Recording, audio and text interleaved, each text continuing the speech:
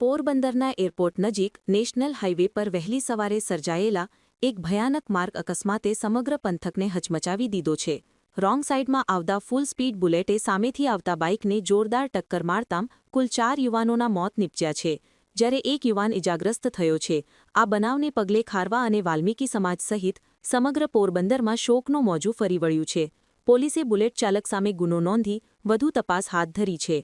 પોરબંદરના નગીનદાસ મોદી પ્લોટમાં રહેતા પ્રતિક નીલીશભાઈ હરખાણી નામના 18 વર્ષીય યુવાને ઉદ્યોગનગર પોલીસ મથકમાં નોંધાવેલ પોલીસ ફરિયાદ મુજબ તારીખ 5ના રોજ રાત્રિના 11:30 વાગે તે તથા અન્ય મિત્રો 18 વર્ષીય દીપેશ નીતિનભાઈ ઢાકેચા તથા 14 વર્ષીય વનરાજ મનીષભાઈ ઝાલા ત્રણેય વનરાજનું બાઇક લઈને રાણાવાવ માતાજીના ભજનમાં ગયા હતા અને વહેલી સવારના 4 વાગ્યાના સમયે તેઓ ભજનમાંથી ઘરે પોરબંદર આવવા નીકળ્યા હતા અને બાઇક વનરાજ ચલાવતો હતો. આશરે 4:30 વાગ્યાના સમયે નેશનલ હાઇવે પર ધરમપુર પાટિયાથી આગળ ગાયત્રી હાઇટ્સ સામે પહોંચ્યા ત્યારે સામે નેશનલ હાઇવે પર રોંગ સાઇડમાં ફૂલ સ્પીડે ડબલ સવારીમાં બુલેટ આવતું હતું, જેથી વનરાજે બાઇકને ધીમું પાડી હોર્ન માર્યું હતું. તેમ છતાં બુલેટના ડ્રાઈવરે વનરાજના બાઇક સાથે સામેથી જોરથી અથડાવતા અકસ્માત થતાં તેઓ તથા બુલેટમાં બેઠેલ સોની બજારમાં રહેતા મિલન નારણભાઈ બાદરશાહી અને ખારવાવાડના પંચહાટડીમાં રહેતા પિયુષ કિશોરભાઈ લોઠારી પાંચેય યુવાનો ફંગોળાઈ ગયા હતા અને પાંચેયને ઈજાઓ થઈ હતી અને પ્રતિક અર્ધ બેભાન હાલતમાં હતો. તે દરમિયાન 108 આવતા 108ના સ્ટાફે તેની છાતીમાં પમ્પિંગ કર્યું હતું. ત્યારબાદ તે બેભાન થઈ ગયો હતો અને ભાનમાં આવ્યો ત્યારે સિવિલ હોસ્પિટલના ઇમરજન્સી વોર્ડમાં હતો અને જાણવા મળ્યું હતું કે તેના બંને મિત્રો દીપેશ અને વનરાજના મોત થયા છે, જ્યારે સામે પક્ષે બુલેટમાં રહેલ મિલનનું પણ મોત થયું છે અને પિયુષને ગંભીર સ્થિતિમાં વધુ સારવાર માટે જામનગર રિફર કરતા ત્યાં સારવાર દરમિયાન તેનું પણ મોત થયું છે.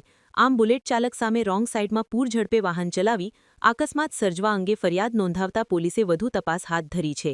મૃતક યુવાનો ખારવા સમાજ અને વાલ્મીકી સમાજના હોવાથી બંને સમાજના લોકો પણ હોસ્પિટલે દોડી આવ્યા હતા.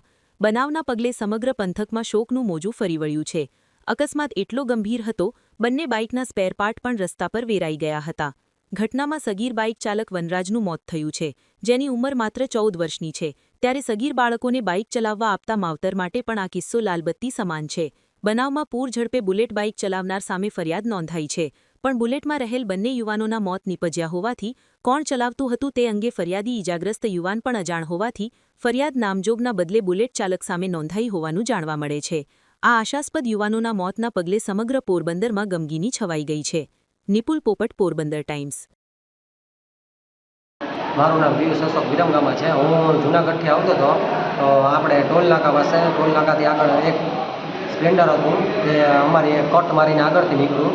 તેમાં એનું આગળ આપણે એરપોર્ટની બાજુમાં ત્યાંનું એક્સિડન્ટ થયું. એમાં 5 જણા હતા, એમાંથી 3ના મૃત્યુ થઈ ગયા. ત્યાં આ સ્પ્લેન્ડરવાળા ભાઈ પાછળથી કદાચ મસાલો દીધેલો છે એટલે ત્યાં પોઝિશન જ એવી હતી કે મારું ભાઈ મગજ કાંઈ કામ નહોતો કરતો.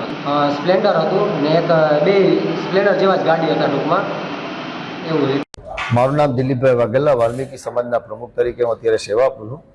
રાણાવાની અંદરમાં મારે એક માતાજીની બેઠક હતી અને ત્યાં અમારા છોકરાઓ બધા ગયા હતા અને જે છોકરાઓ રાત્રે કંઈક 4-4:30 વાગે નીકળ્યા છે અને કંઈક 4 થી 5 વચ્ચેનો કંઈક બનાવ બન્યો છે. એમાં અમારા છોકરાઓ 2 મૃત્યુ પામ્યા છે. એ છોકરાઓ 2 હતા અમારા વાલ્મીકી સમાજના હતા અને જે રસ્તા ઉપર ઝાકળના કારણે જે અકસ્માત બન્યું છે એ હોન્ડામાં આવતા 2 છોકરાઓનું નામ છે.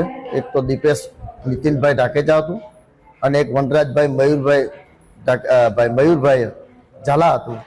આ બંનેના મૃત્યુ પામ્યા છે અને વાલ્મીકી સમાજમાં ખૂબ શોકની લાગણી અને અનુભવીએ છીએ, કારણ કે હજી તો ઉગતા છોડ છે છોકરાઓ અને જ્યાં મૃત્યુ પામે છે એમાં અમારે ખૂબ અમે આઘાત ઉપર છે અને અમારે સમાજ પણ આખો આઘાત ઉપર છે અને અત્યારે હોસ્પિટલ ઉપર અમે અત્યારે પીએમમાં રાખ્યા છે અને પીએમ થાય એટલે એમની શમશાન યાત્રા કંઈક 12-12:30 વચ્ચે અમારે કાઢવાની છે. એટલે તમામ અમારા ગામના લોકો અને સહકાર આપશે એવી વિનંતી કરું છું. આજે એક દુઃખદ ઘટના બની પોરબંદર એરપોર્ટની નજીકમાં. જે બાળકો, જે નાની ઉંમરના બાળકો યુવાનો, એમાં 5 યુવાનોને ગંભીર ઇજા થઈ છે. એમાં 3 વાલ્મીકી સમાજના 2 અને 1 ખારવા સમાજનો એક સાઈડ છે. એક ખારવા સમાજનો યુવાન છે એ ગંભીર ઇજા રાજકોટ રિપોર્ટ કર્યો. બીજો એક યુવાન છે વાલ્મીકી સમાજનો, એને ગંભીર ઇજા નથી પણ એ પણ સારવારે થશે.